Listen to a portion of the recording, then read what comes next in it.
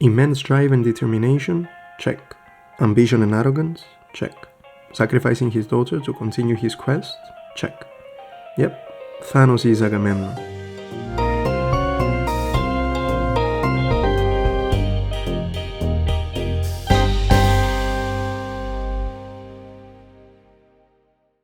Hello, Epicurean Stoic here, and welcome back to my channel. This is the fourth video in the series about ancient Greek narrative elements in modern popular culture. I assume you've watched Avengers Infinity War at least once, and you know Thanos well, but do you know his older brother, Agamemnon? I'm kidding, of course, this is not some crazy fan theory about the MCU, but there's real similarities between Thanos and Agamemnon, both in terms of their characters and their story arcs, so join the ride to see some of the ones that stood out to me. First off, we have determination, which is the most obvious trait for both characters. On the one hand, we have Thanos, with his endless quest for bringing balance to the universe by reducing the population of each planet by half, which he pursues at all costs. Of course, it should be noted that the MCU portrays the inhabitants of the galaxy outside Earth to be quite animalistic and survivalist in their behaviors, without doing much thinking and instead being driven by violence and greed. But even with that in mind, Thanos seems to be far more determined. Not only is he leagues above the rest in strategic thinking and planning skills, his goal is the hardest and most grand scale of them all, and yet he never stops pursuing it. It is what drives him to collect the Infinity Stones, and he shows great character consistency when it comes to who he kills and most importantly who he doesn't kill if he doesn't have to. He relishes a fight, as we can see in the beginning of the film with the fist fight, where he owns Hulk with a couple of well-aimed and timed hits, and yet he only participates in these fights if he needs to, sparing the lives of everyone on Titan after he was given the Time Stone. So, he likes fighting, but he only fights or kills if it will further his goal. It is the only thing he cares about. Except for Gamora, of course, but we'll go over that later in the video. On the Agamemnon side of things, determination is his defining characteristic. He's determined to sack Troy, seeking glory and revenge for them dishonoring his brother Menelaus by stealing his wife Helen, something I discussed in my last video. It doesn't matter that Troy was known to be impossible to conquer. Agamemnon set his eyes on the goal and was doing anything and everything to achieve it. At the same time, however, he's also determined to spite Achilles, seeking to prove his superiority over all others, and so he steals Achilles' prize, Briseis. It doesn't matter that more than 9 years into the Trojan War, Achilles was their best warrior and only chance at winning it. Agamemnon found him most hateful, and he wanted to remind him how much stronger he was than him, so he did everything to achieve that. Okay, so both of them have strong goals and they're prepared to accomplish them at all costs. What about their characters, their personalities? Well, we're in luck, because Thanos and Agamemnon have very similar traits as well. That Thanos is ambitious and arrogant is kind of obvious. Most of his lines in Infinity War are about his quest and how he's the only one who sees the truth about the inevitable results of overpopulation, or that he's the only one with the will to do it. He's completely consumed by his quest, much like Tony Stark was in Iron Man 3 and Age of Ultron, becoming a slave to this ambition. But at the same time, the writers of Infinity War went out of their way to show us his perspective. His planet was destroyed by overpopulation, he was the only one who saw the solution to it, and yet the others laughed at him. What he predicted came to pass, and so now he's determined to not ignore his destiny again. Still, the ambition and arrogance is clearly there. The hardest choices require the strongest wills. And of course his opening lines. Dread it, run from it, destiny arrives all the same. And now it's here. Or should I say, I am. It's all very theatrical, and it shows how Thanos is in a sense a pawn to this ambition of his. But there's also fear in him. Not of any opponent, of course, but of what will happen if he fails. He fears that whatever happened to his planet will happen everywhere, which is a somewhat understandable fear.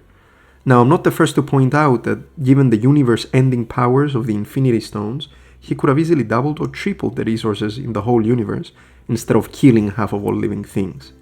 And yet, Thanos went for the latter, which tells us that his fear is irrational and mixed with his ambition. Another point on that note is that in Endgame, he destroys the stones, which makes little sense when it comes to his Infinity War quest. Reducing the population of the universe by half is a temporary solution in the cosmic scale of things. Give it another 1,000 or so years, and overpopulation will start being a problem again. Well, if Thanos is roughly 1,000 years old, He would probably even be alive by the time he would need to snap his fingers again, so destroying the stones shows that his quest was driven more by a personal, arrogant ambition rather than fear. Similarly, Agamemnon is controlled by these three emotions in all his portrayals. We saw already how he wants to prove his superiority over others, showing his arrogance and his ambition to be the best, to be the one who sacks Troy, etc. But in Euripides' Iphigenia in Avlis, the tragedy I want to focus on here, there is a peculiar interplay between ambition and fear. The tragedy takes place in Avlis, where the Greek fleet of 1,000 ships is gathered, ready to sail for Troy, but there's one little problem: there's no wind. The prophet Calchas then gives a grave oracle. Agamemnon must sacrifice his own daughter, Iphigenia, so that Artemis calms down and brings favorable wind for the Greeks to sail to Troy. As Menelaus tells him in the tragedy, Agamemnon was overjoyed. He gladly undertook to offer the girl, and he sent a letter to his wife to bring Iphigenia to Avlis with the pretext that she was to be married to Achilles. This shows, just like what was previously discussed, Agamemnon's determination and willingness to do anything for his goal, but also his ambition for executing everything perfectly no matter the cost. At the same time though, Agamemnon is conflicted, and at the beginning of the tragedy we see him scared trying to send a second letter where he tells the whole truth in order to avoid the sacrifice of his own daughter. So it seems that fear is also controlling Agamemnon, but more deservedly so compared to Thanos. Well, not so fast. Agamemnon's fear is that the rest of the army is dead set on sailing to Troy, and they will run amok, raping and killing wives and daughters, including his own, if he does not follow the oracle and sacrifice his daughter. But at no point does the Greek army actually know about this oracle. This fear is kind of imaginary, so we cannot say that Agamemnon acts solely due to it. At the same time, still in his head, Agamemnon resolves this fear using another fantasy, that of the just war against the Trojans for stealing Helen from Menelaus. Well, this is just Agamemnon's tragic flaw, right? His defining characteristics, ambition and arrogance, winning over his fear, and so he convinces himself that he has to do whatever it takes to achieve his goal. So, both men push on with the quest using fear as a pretext, with Agamemnon doing it more explicitly rather than the implicit way that Thanos does, all while both of them deep down do it because of their ambition. So, now, after I've established their similarities with respect to their immovable determination and drive to achieve their goals, and their character traits of ambition and arrogance with a dash of fear, let's get to the obvious one. They're both presented with the same choice. You have to sacrifice your daughter in order to be able to continue your quest. Is it the same choice? No. Let's see how things play out for each of them.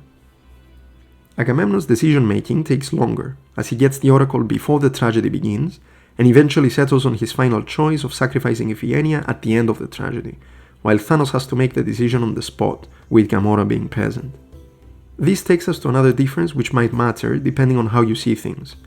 Agamemnon's choice is very specific. He has to sacrifice Iphigenia, while Thanos is told that he needs to sacrifice that which he loves, which happens to be his daughter Gamora, who happens to be there with him.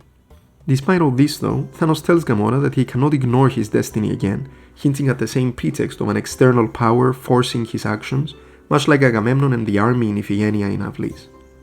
So both Thanos and Agamemnon end up sacrificing their daughters in order to reach their respective goals. Horrifying stuff. As a cherry on top, let's see what happens to each of them at the end, shall we? Agamemnon achieves his goal and he sacks Troy after a decade of fighting outside its high walls. He then returns to Argos, or Mycenae depending on which play or text you have in front of you, where he is killed by his wife Clytemnestra as a revenge for sacrificing Iphigenia all those years before.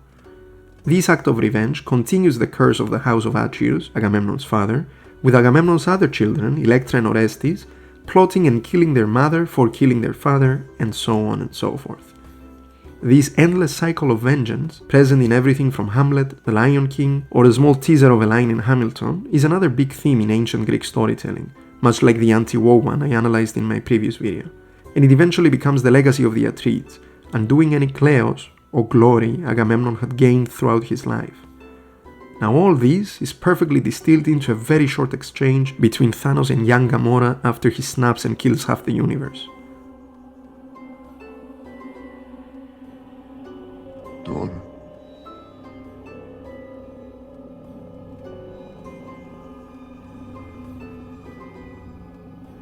Did you do it? Yes.